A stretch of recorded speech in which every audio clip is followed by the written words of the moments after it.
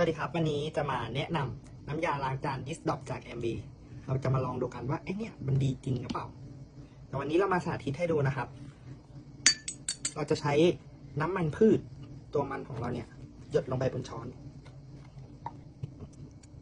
ฝั่งนี้คือน้ำยาล้างจานที่เราหาซื้อได้ตามท้องตลาดทั่วไปส่วนฝั่งนี้นะครับจะเป็นน้ำยาล้างจานดิสดอกของ MB โอเคอันนี้คือแบบเรายังไม่ได้คนนะก็จะเห็นเลยว่า